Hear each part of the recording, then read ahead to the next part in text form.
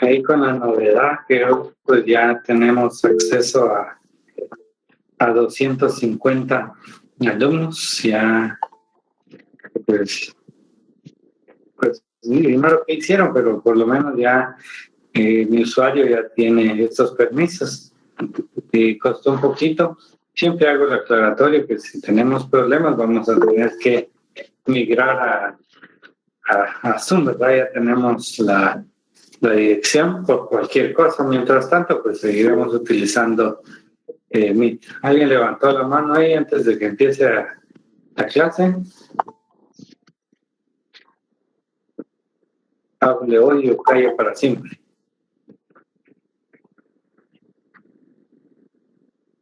No.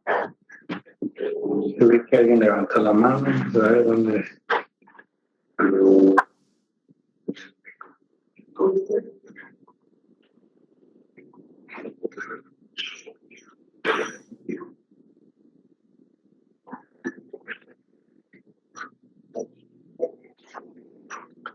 Bueno, por lo menos en Meet no se escuchan otro tipo de actividades ahí con ustedes, ¿verdad? Porque en Zoom da ese problema que pues se escucha de todo, platos, gritos, pero bueno, espero que no nos falle. Sonidos y toda la cosa. ¿Se manda? Ruidos extraños y toda la cosa, ¿eh? Ruidos muy extraños, muy raros, ¿verdad?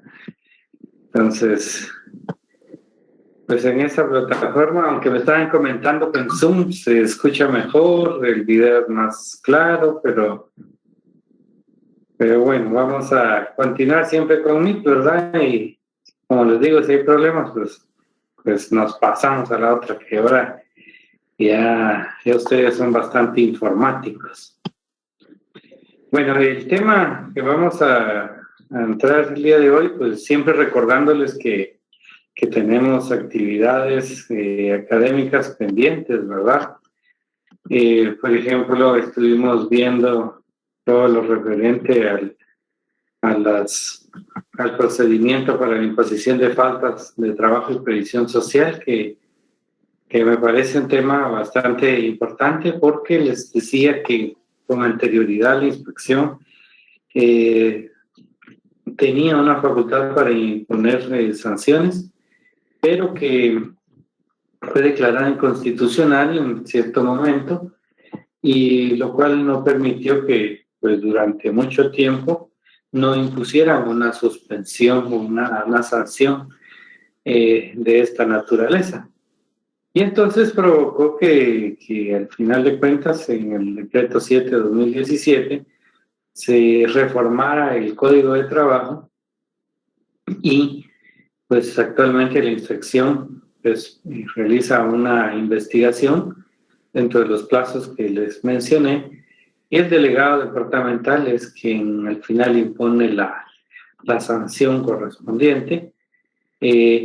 Y pues les digo que es importante que lo sepan, que lean esas reformas y se aprendan el procedimiento y los plazos que establece para esta reforma. Entonces, esto es para recapitular y que tomen conciencia que ya nos estamos acercando al parcial.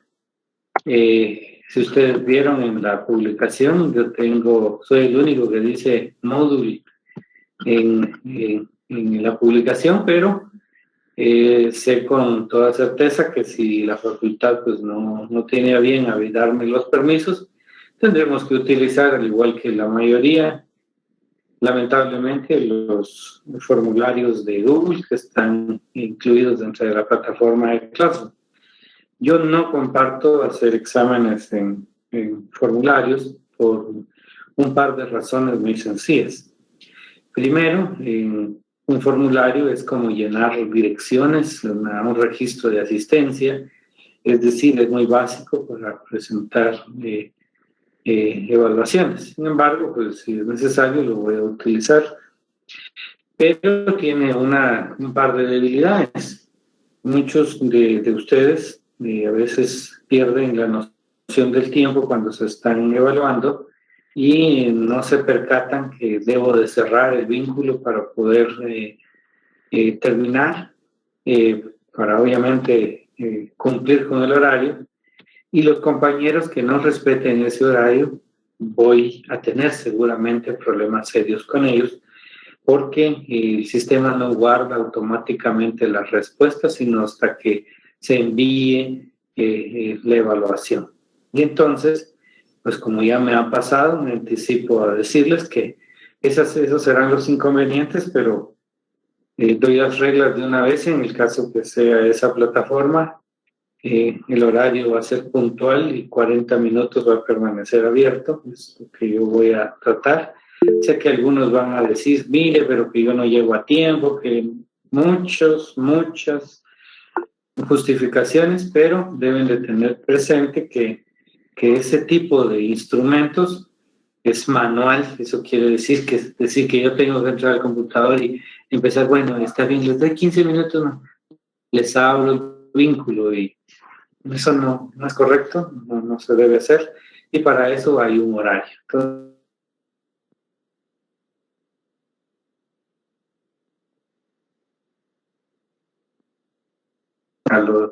de un retraso de 15 minutos, a partir de esos 15 minutos empieza a contarles los 40 minutos. Y entonces es mucho más práctico, me guarda la información, y si ustedes solo respondieron 10 les va a guardar el sistema. Entonces eso me gustó, pero lamentablemente pues si no me dan los vínculos, no voy a poderlo utilizar. Es importante que lo conversemos para que sepamos cómo va a ser la posible evaluación del primer parcial, y les pediría a ustedes que la puntualidad y que comprendan que ese tipo de plataformas pues no, para mí no están a nivel universitario, son básicos, y entonces pues presentan ese tipo de modalidades. Sé que a muchos de ustedes les gusta eso porque es muy básico, pero pues si es necesario lo uso, pero si no, no. Bueno. Empezamos con el tema de las coaliciones. Ya nos estamos acercando al verdadero sabor de este curso, pero que todo lo que hemos visto es muy importante. Vimos, por ejemplo, las impugnaciones, qué tipos de recursos existen en la administración y cuál es el efecto en materia de trabajo, y vimos que tienen las mismas denominaciones los recursos, solo que el procedimiento es un poco distinto e incluso los plazos, ¿no? Entonces tienen que tener una separación entre los recursos de la administración pública y los recursos en materia de trabajo, que podrían generar una especie de confusión al momento de aplicarlos. Entonces, toda esa información ya es muy importante que empiecen a guardarlas. También el tema de lo relacionado al órgano administrativo de trabajo, cómo llegamos al final, a la segunda etapa con la creación de la OIT, la tercera etapa, si no estoy mal, con el órgano administrativo interno, el Ministerio de Trabajo, la estructura, las funciones sustantivas que tiene el Ministerio de Trabajo, y todo lo referente a su organización interna de conformidad con el acuerdo gubernativo, me va el número 215, creo, que regula todas las disposiciones, la organización interna del Ministerio de Trabajo. Les di un bosquejo muy sencillo para que ustedes colocaran ahí las funciones de esos entes importantes que considero que deben de saber como mínimo de esa organización interna del órgano administrativo de trabajo. Bueno, entonces ven como todos estos temas son ya muy importantes, son fundamentales, y para poder dar cabida ya al proceso, un proceso de un poco, digamos, no distinto, sino que encarrilado a la esencia del derecho colectivo de trabajo. Y tenemos entonces el tema de la coalición de los trabajadores. En el tema de la coalición de los trabajadores, vimos inicialmente un tema muy importante, que es lo relacionado al nacimiento del derecho colectivo de trabajo. Ustedes se recordarán que entonces el nacimiento del derecho colectivo, como lo conocemos hoy, les indiqué que debe buscarse en el derecho de coalición. Y entonces digamos ya el reconocimiento como tal o la legalización de la huelga como un derecho dio cabida a la legalización del derecho colectivo de trabajo, pero ese es un proceso y entonces mencionamos que debe buscarse en el derecho de coalición ese nacimiento del derecho colectivo de trabajo, pero no porque esa sea la esencia, o sea, de los orígenes de nuestro actual derecho colectivo de trabajo, no quiere decir que el derecho de coalición se haya extinguido, sino que aún sigue siendo fundamental dentro del derecho colectivo de trabajo y en la legislación laboral guatemalteca.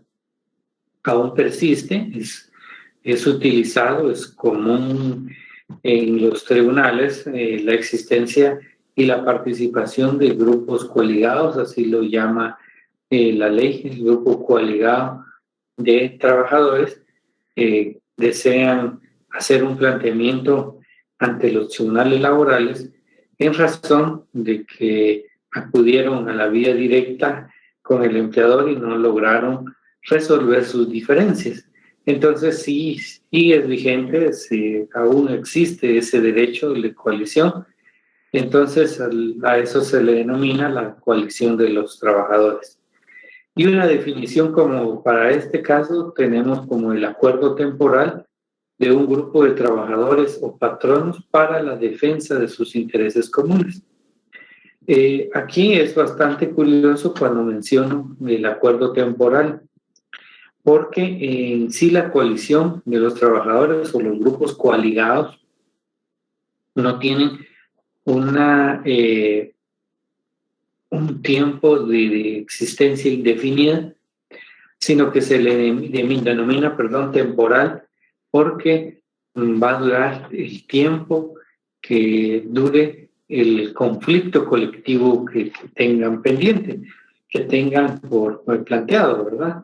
Puede ser que en la vía directa, digamos, lleguen con el empleador y quieran buscar la solución a algún problema y que el empleador esté totalmente de acuerdo y culmina el proceso, con lo cual les pudo haber llevado 1 a 2 semanas, y entonces al firmar algún acuerdo termina la coalición o el grupo coaligado de trabajadores. Por eso se llama temporal.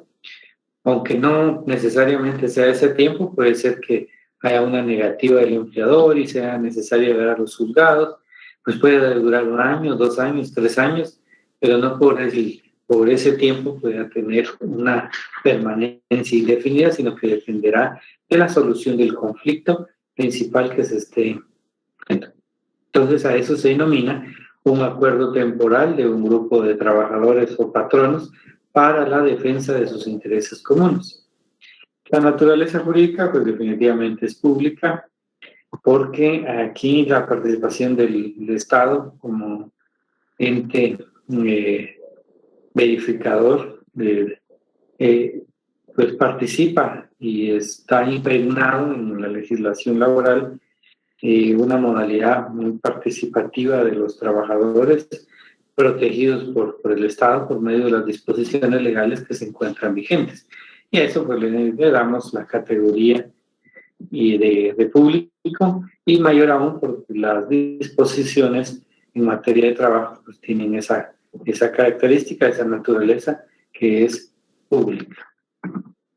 ¿Cuáles son las características? Una de ellas, ya lo mencioné, que es el temporal. Repito, dura el tiempo en que el conflicto se mantenga vigente. Puede ser 1 mes, 2 meses, 1 año, 2 años, 3 años, 4 años, 5 años puede ser, pero o quizá un poco más, pero va a durar el tiempo que dure el conflicto. Depende de la duración de ese conflicto y por esa razón tiene carácter temporal y no es de carácter indefinido. No requiere un registro como tal, sino que basta con dar un aviso a la Inspección General de Trabajo de la conformación de de un grupo coaligado de trabajadores dentro de los 5 días posteriores al acuerdo temporal de los trabajadores.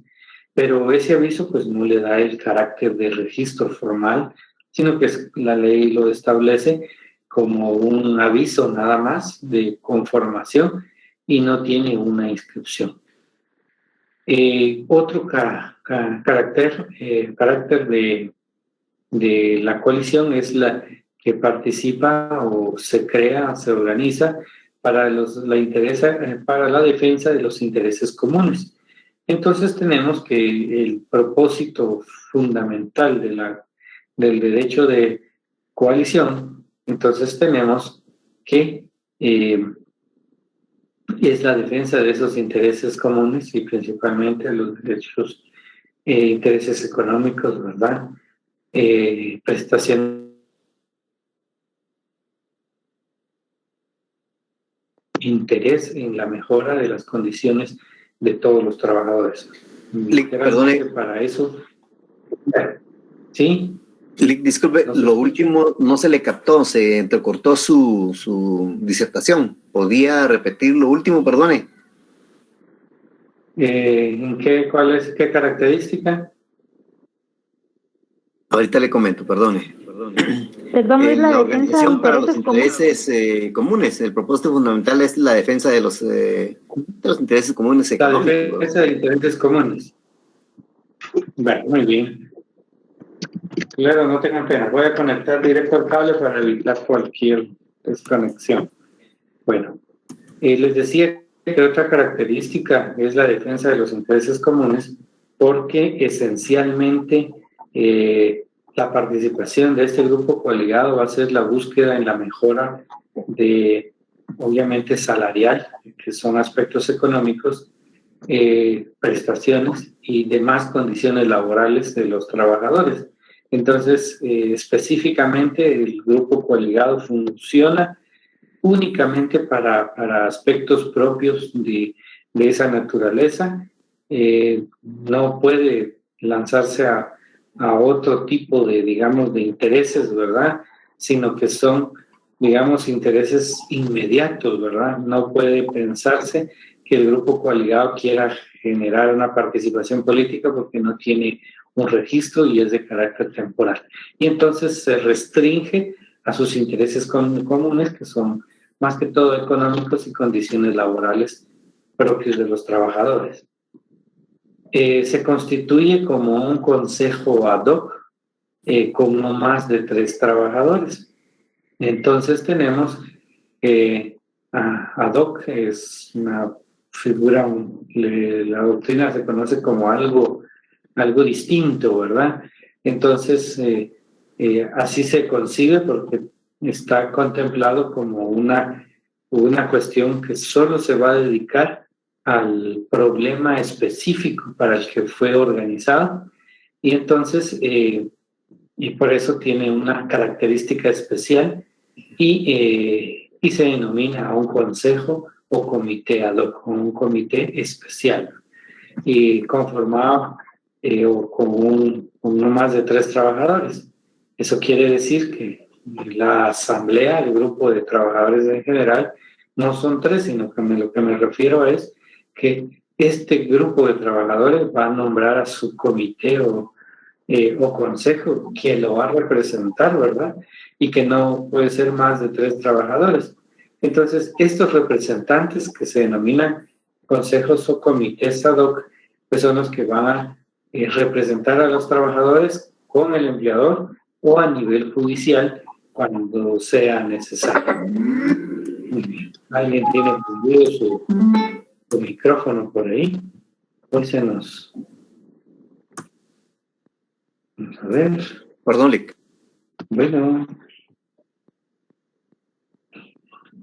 Ahí estamos. Entonces, qué bueno, miren, llegamos a 208 participantes. Esto es muy interesante. Qué bueno que hicieron el esfuerzo nuestros administradores en la facultad, ¿verdad? Seguramente no fue fácil, pero pues lo lograron. Bueno, entonces así nos permite continuar y estar con seguridad en nuestras clases, porque eso de cambiar a otras plataformas genera como una inestabilidad, pero qué bueno que lo lograron. Bueno, entonces ahora la Constitución, ya prácticamente ya lo mencioné, se constituye, pues obviamente con carácter temporal. La Constitución no es más que un acuerdo temporal de los trabajadores.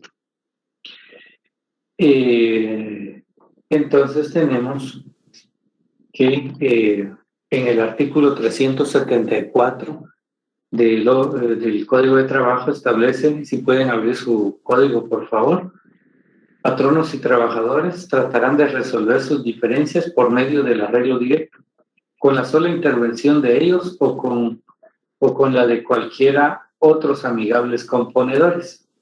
Al efecto, los trabajadores pueden constituir consejos o comités ad hoc o permanentes en cada lugar de trabajo, compuestos por no más de 3 miembros, quienes se encargarán de plantear a los patronos o a los representantes de estos verbalmente o por escrito sus quejas o solicitudes. Dichos consejos o comités harán siempre sus gestiones en forma atenta y cuando sí procedieren, el patrono o su representante no puede negarse a recibirlos a la mayor brevedad que les sea posible. Entonces tenemos que incluso cuando hay una resolución, y lo voy a leer, leamos el 375, y luego les voy a dar una explicación. Cuando las negociaciones entre patronos y trabajadores conduzcan a un arreglo, se levantará acta de lo actuado y se enviará copia autenticada a la Inspección General del Trabajo y dentro de las 24 horas posteriores a su firma. La emisión la harán los patronos y en su defecto los trabajadores, sea directamente o por medio de la autoridad política o de trabajo local. La inspección debe velar porque estos acuerdos no contraríen las disposiciones legales que protejan a los trabajadores y porque sean rigurosamente cumplidos por las partes. La controversia a lo pactado se sancionará con multa de 10 a 20 quetzales si se tratara de trabajadores y de 100 a 200 quetzales en caso de que los infractores fueran patrones, sin perjuicio de 100 a 200, sin perjuicio de que la parte que hubiere cumplido pueda exigir ante los tribunales de trabajo y previsión social la ejecución del acuerdo o el pago de los daños y perjuicios que se hubieran causado. Y en el 376 se establece cada vez, escuchen bien, cada vez que se forme uno de los consejos o comités que habla del artículo 374, sus miembros lo informarán así a la Inspección de Trabajo mediante una nota que suscribirán y enviarán dentro de 5 días de su nombramiento. Bueno, ¿qué sucede? Se constituye por acuerdo de los trabajadores, pueden nombrar un comité o consejo ad hoc según el 374 y deben de enviar un aviso a la Inspección de Trabajo dentro de un plazo de 5 días del nombramiento del comité o consejo. Esa es la Constitución. En 3 artículos, no hay más información que esa. Entonces tenemos que esta es la fundamentación para la constitución de un grupo coaligado de trabajadores que para la resolución de sus conflictos constituyen consejos o comités que los van a representar ante el empleador o ante los tribunales. ¿Y cuándo se extingue la coalición de los trabajadores? No es muy claro, por supuesto, estos artículos, pero cuando cada vez que se forme uno de los consejos, establece el 376, significa que cada vez que sea necesario. Y como les mencioné, el consejo o comité da un aviso de su designación, obviamente para la resolución de un de un conflicto o de un posible conflicto o una queja que tenga ante el empleador. Si llegan a la resolución del conflicto, se extingue la coalición, no hay ningún problema. Si a futuro se genera otro conflicto y no tienen un sindicato, entonces pueden igual nuevamente organizarse, coaligarse nuevamente y conformar, nombrar a su grupo, a su comité o consejo, ¿verdad? Para la resolución de ese conflicto particular. Entonces, ¿cuándo se extingue la coalición? Pues al momento en que se da por resuelto el objeto que les dio origen, el caso, la queja, el problema que haya dado origen a eso. Una vez solucionado el mismo, se extingue. Muy bien. ¿Alguna duda por el momento sobre este tema de la coalición?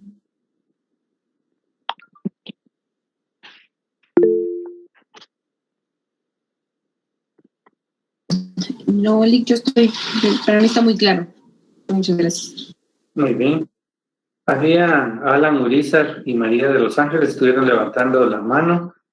No sé si desean consultar. Bueno, yo sí que perdónale, a mí no me quedó muy claro lo del registro de las características. El registro. Características, saber que no requiere registro. Bueno, con gusto, María de los Ángeles. ¿Alguien más? Nora, tiene su... Sí, Lick, perdón, es que no me quedó muy claro cuándo perdón, es que se me cerró. No me quedó muy claro cuándo se extingue la coalición de trabajadores. Y, o sea que... Con gusto. Pero, ¿es cuando concluye ya el problema? ¿O cuando se da una solución ya el problema, indistintamente cuál fuera? Exactamente, así es. O sea, el inicio o la necesidad de conformar un grupo coaligado de trabajadores con la designación de su comité o consejo dura únicamente el motivo por el cual fue conformado. Este motivo puede ser un problema, una queja, una situación que afecte a los trabajadores que plantean ante su empleador, y si ellos pues lo solucionan de manera directa, pues se extingue el comité. Solo puede subsistir en tanto subsista ese problema que les dio origen, nada más. Ok, gracias, Lick. Muy bien. Ahora María José dice que el tema de que no requiere un registro. Vea, cuando retorné a la diapositiva inicial, era con el objeto que entendiéramos que el nacimiento de nuestro actual derecho colectivo de trabajo radica en esencia del derecho de coalición, es decir, trabajadores que no tenían un derecho desde mucho tiempo se unieron para pelear derechos. Entonces, por eso, ahí es donde se busca el derecho colectivo de trabajo. No hay una fecha específica, pero de ahí sabemos que de ahí nació. Entonces, el hecho que hayamos utilizado la coalición como la base del actual derecho colectivo en nuestra legislación no implica que se haya extinguido. Pero lamentablemente el derecho de coalición en su característica que no requiere registro mantiene su esencia, es decir, es un grupo nada más, una decisión de un grupo de trabajadores que deciden unirse para la defensa de sus intereses comunes. Puede ser 1, 2, 3 problemas, pero entonces no requiere registro porque la inspección de trabajo no los va a registrar. No existe un registro de coaliciones o de grupos coaligados de trabajadores con el reconocimiento de su personería jurídica.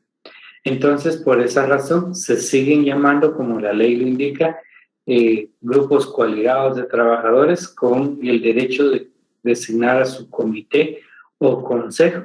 Y entonces, solamente ahí llegan, no les podemos denominar, por ejemplo, grupo coaligado de trabajadores de la empresa portuaria, no, sino que no tiene una inscripción formal, a diferencia del otro tema que vamos a ver, que es del sindicato.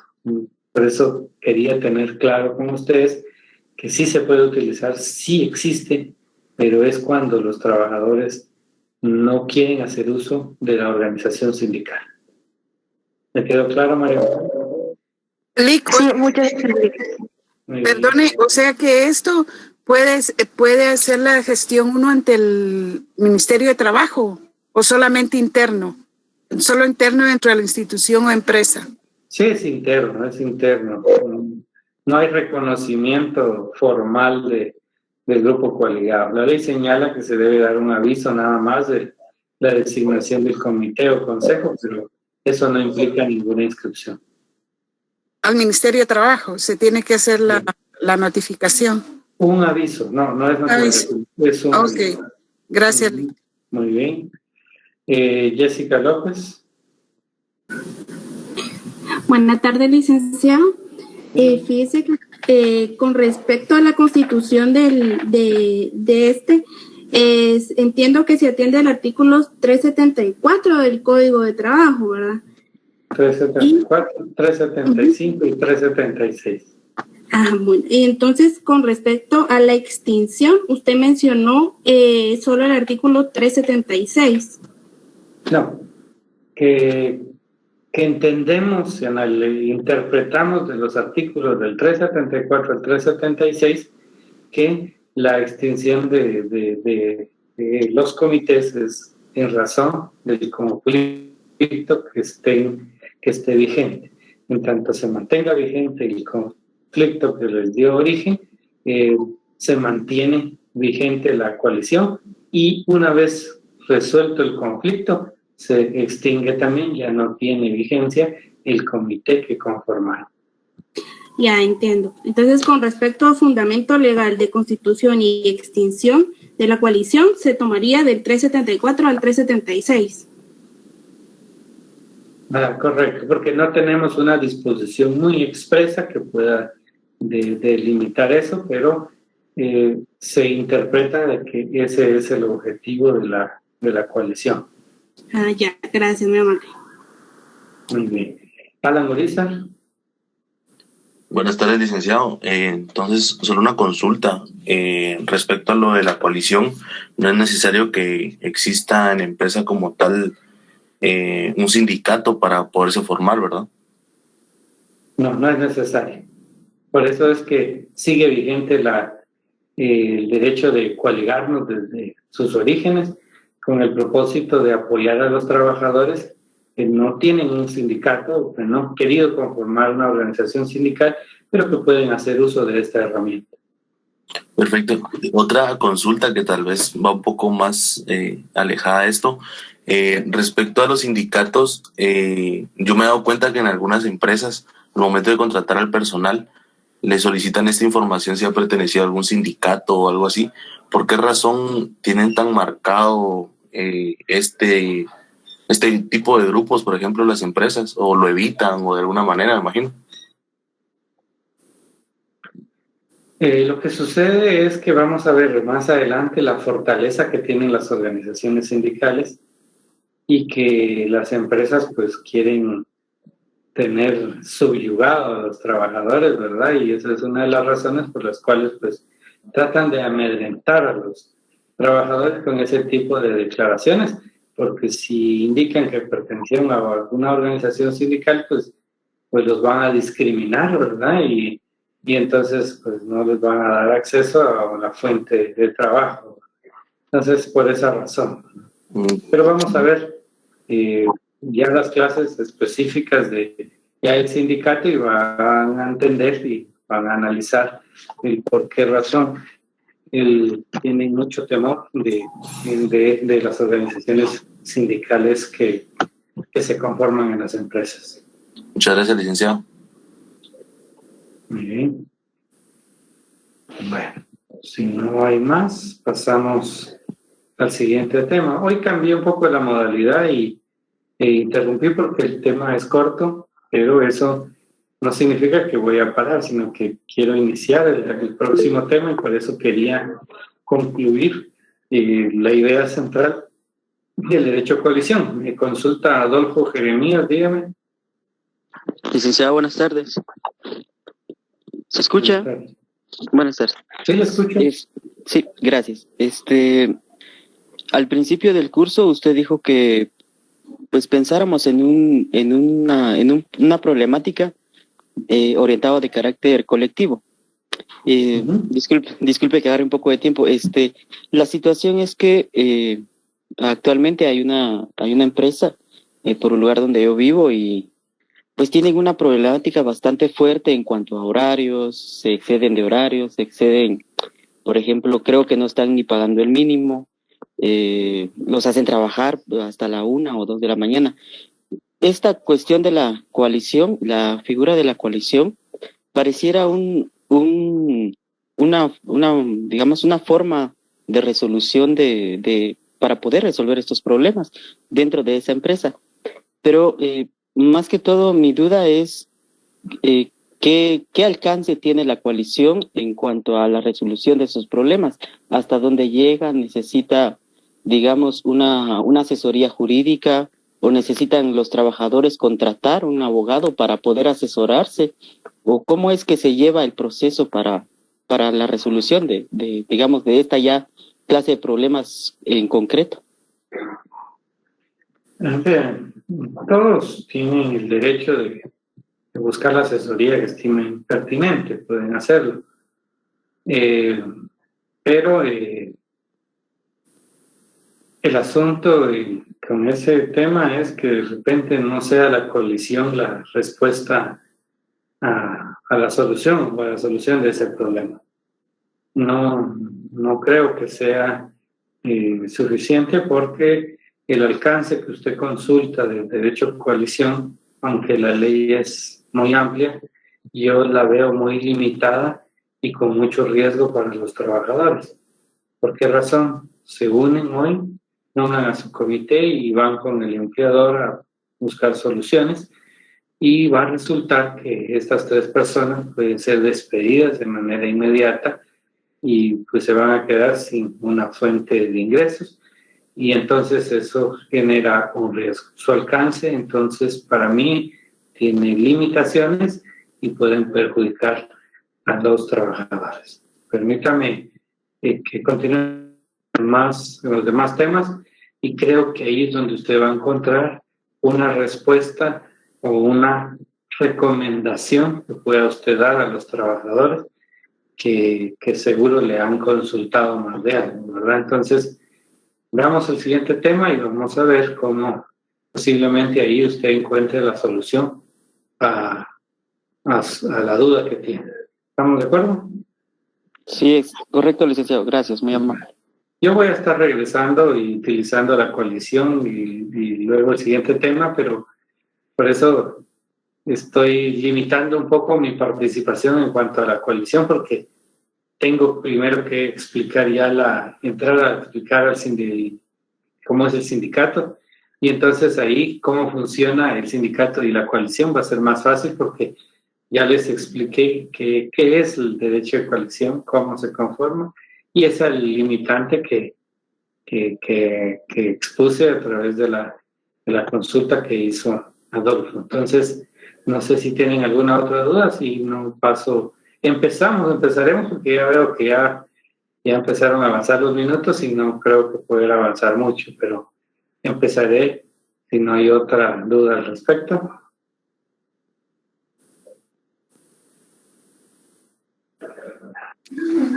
No, Lee, gracias. Muy bien, pasamos entonces. Y les digo que aquí tenemos la asociación profesional. Para empezar, ¿cuál es el sinónimo de la asociación profesional? Es una consulta para ustedes. ¿Quién me responde? ¿Es el sindicato? Es un sindicato. Diría, yo tuve mi secretaria, muy jovencita, entró conmigo hace ya un par de años, ¿verdad? Y entonces se le salió cuando resolvimos algo y encontré una solución a un problema. y me dijo, Stanigua, me dijo, no se me ha olvidado esa expresión, entonces esas se las traslado a ustedes, ¿verdad? Porque dicen, muy bien, se les quedó, saben ya a qué tema me estoy refiriendo y es muy importante. ¿Por qué? Por el léxico jurídico que ustedes tienen que ir formando poco a poco.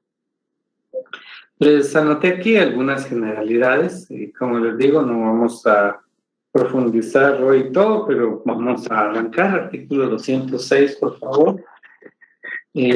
Vamos a ver, ya que Jeremías estuvo participando, le voy a pedir que me lea el artículo 206, por favor. Sí, claro, licenciado. Ya, aquí está, 206. Sindicato. Es toda ocasión permanente de trabajadores o de patronos o de personas de profesiones u oficios independientes, trabajadores independientes, constituida exclusivamente para el estudio, mejoramiento y protección de sus respectivos intereses económicos y sociales comunes. Son sindicatos campesinos los constituidos por trabajadores campesinos o patronos de empresas agrícolas o ganaderas o personas de profesión u oficio independiente cuyas actividades y labores se desarrollen en el campo agrícola o ganadero. Son sindicatos urbanos los no comprendidos en la definición del párrafo anterior. Las disposiciones del presente capítulo son aplicables a todas las clases de sindicatos, sean urbanos o campesinos. Gracias, Jeremías. Bueno,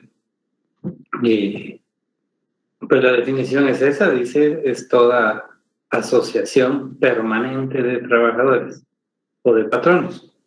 Y entonces aquí es donde les digo yo que vamos a ir mezclando la coalición. La coalición es permanente, como lo dice el 206, ¿sí o no? No. No, correcto. Entonces ya empezamos a encontrar diferencias entre ambos. Primero, porque la asociación profesional es de carácter permanente de cualquiera de las partes. Puede ser un sindicato de trabajadores como un sindicato de empleadores, que es la modalidad.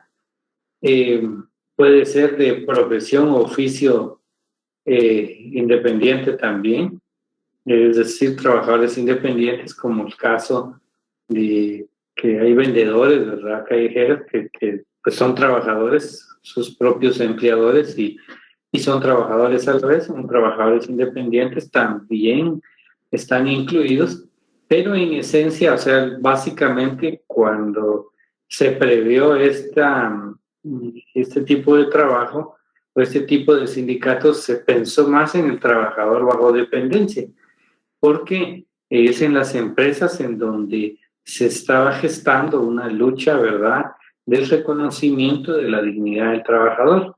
Y entonces el trabajador bajo dependencia era el que se le estaba dotando, digamos, de la posibilidad de poderse asociar.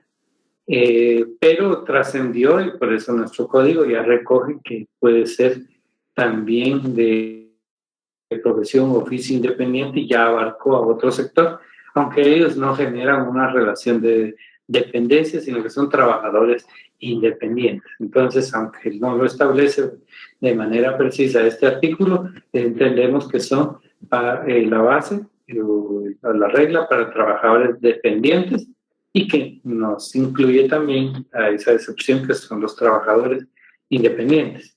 ¿Para qué es constituido? Para el estudio, mejoramiento y protección de sus intereses económicos y sociales comunes. Para eso se constituye. Lo cual significa que hay otra diferencia entre la coalición, que acá se constituye aquí dice literalmente, para el estudio, es decir, no necesariamente hay un problema, ¿verdad?, sino que es para el estudio, para el mejoramiento, para la protección, es decir, están previendo o se están organizando para prever o solucionar un conflicto futuro, o bien también se pueden constituir por algún conflicto que tengan y aprovechan la oportunidad. Pero quiero decir con eso que la diferencia es que la coalición se conforma para solucionar un conflicto. En cambio aquí, no necesariamente por eso. Y eso lo tenemos 206 del Código de Trabajo. Y ahí hay una diferencia entre trabajadores campesinos y urbanos. Es una clasificación, que es la que tenemos seguidamente. La clasificación, entonces, por su naturaleza, tenemos urbanos y campesinos, por su composición de empresa, trabajadores de distintas profesiones y oficios, gremiales de igual profesión o oficio, y de industria, trabajadores de una misma industria. Muy bien, entonces, esta clasificación, artículo 206, ya lo tenemos. A ver, ya tengo 200. Es que este mi código, vieran que es externo. Me aburro verlo. Vamos a ver. Ahorita les digo. Artículo 215, 206 y 215. Dice, los sindicatos se clasifican por su naturaleza en urbanos y campesinos. Y dice, ahí es donde sale la doctrina a relucir y establece que es por su composición en gremiales, de empresa y de industria. Entonces tenemos de empresa, gremiales y de industria, artículo 215. De industria, pues no necesariamente son empresas, sino que pueden ser empresas de distintos dueños, pero que se dedican a la misma industria, entonces pueden conformar su propio sindicato, incluyendo toda una industria. Entonces, específicamente, 206 y 215, que establece la clasificación de las organizaciones sindicales. Como ven, muy pocos artículos, en 3 artículos hay mucha información y mucho que explicar, y entonces les dejo ya tareas que tienen que leerme obligatoriamente más artículos ahora, para se den cuenta en Derecho Individual 1 empezamos con muy poco, pero aquí ya empezamos a lanzar mucha información. Tenemos algunos principios fundamentales de las organizaciones sindicales. Una de ellas es la libertad sindical. En la libertad sindical, pues obviamente es uno de los parámetros o dogmas también de la OIT, porque tiene como propósito buscar la libertad plena en materia de actividades sindicales. Y de esa manera, uno de los principios fundamentales que debe de regir es la libertad de sindicalización.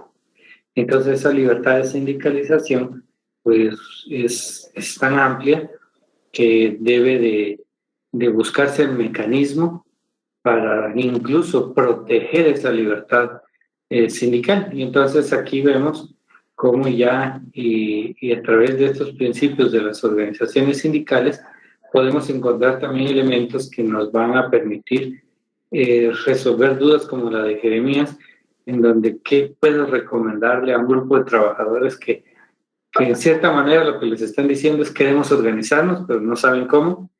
Tienen la posibilidad de un asesor que pues seguramente lo van a necesitar y lo van a hacer, pero entonces, ¿qué garantía hay para que esto funcione? Es el hecho de que el principio fundamental es la libertad sindical, porque la libertad no solo es la expresión del trabajador, sino que se traduce en la posibilidad de que el órgano administrativo interno como internacional va a proteger ese principio porque lo considera fundamental para la organización sindical y no va a permitir que ningún ente, ni siquiera el propio Estado, limite esa libertad de sindicalización. Vean, yo nada más era el tema, hasta aquí quería llegar y ya me estaba extendiendo, pero por horario no puedo porque nos va a llevar mucho tiempo explicar lo demás, entonces les dejo la idea esencial acerca de la coalición de los trabajadores y la conformación de su consejo y luego la asociación profesional acerca de su conformación, ¿verdad? Y la clasificación de 3 artículos importantes que deben ustedes de 2 artículos en este tema muy importantes que deben de saber y de identificar en su código de trabajo de forma ágil. Entonces, ¿tienen alguna duda en este momento sobre este pequeño tema que vimos? No, está muy claro. Buenas noches, licenciado. Yo tenía una duda, pero respecto a Moodle, porque no sé si sea problema de la página o de licencia, pero cuando trato de entrar, dice no se puede matricular en este curso, pero a una amiga ya la dejó entrar, entonces no estoy seguro. Vean, si se refiere al curso de Derecho Colectivo de Trabajo de este semestre, no tengo información si ya aparecen registradas las secciones. Si ya está registrada esta sección y usted quiere entrar y no se lo permite, es posible que tenga problemas con su correo y tiene que comunicarse desde ya con la administración para que le resuelvan ese problema. Porque yo no lo puedo hacer. Gracias, licenciado. Sí, porque varios me han dicho que tienen el mismo problema, pero no estábamos seguros.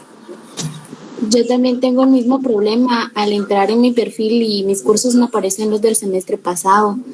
Y igual otras 10 personas que pregunté y también les aparece lo mismo, no nos dejan entrar y tenemos 2 parciales ahí. No sé si no han actualizado eso o... No, yo les confirmo el día viernes, pero pienso que no los han actualizado porque por esa razón yo no he migrado información a Moodle para informarles a ustedes porque no me han notificado que si ya me lo van a habilitar o no, ¿verdad? Entonces, por eso es que al inicio de la charla les mencioné que existe una alta posibilidad que el examen, el primer parcial, lo realicemos en otra plataforma, ¿verdad? Y entonces, pero igual estoy esperanzado que me aperturen Moodle. Estamos hace un par de días ya, semana y media para el examen, más o menos. Y entonces, pues, tendrá que resolvernos ya a partir del día lunes o martes. De lo contrario, pues tenemos que tomar una decisión al respecto. Pero les vamos a estar informando. Yo el viernes les verifico si ya tenemos las secciones de nuestro curso. Si ya la tenemos, voy a pedir que empiecen a ingresar para que no haya ninguna limitación al momento del examen. Buenas noches, licenciado. Tal vez el compañero que le aparece que no se podía matricular es porque la que aparece ahí es laboral 2, pero del 2020. Sí, correcto. El 2021 todavía no se han habilitado. Sí, ese todavía no. Entonces esperemos para el viernes, yo les tengo más información, ¿no? Bueno, gracias. Buenas noches, jóvenes, señoritas. Buenas noches, Liz. Respecto al examen, Gracias, licenciado. Buenas noches. ¿O va a ser doctrina? Perdón, alguien me habló que no lo escuché bien.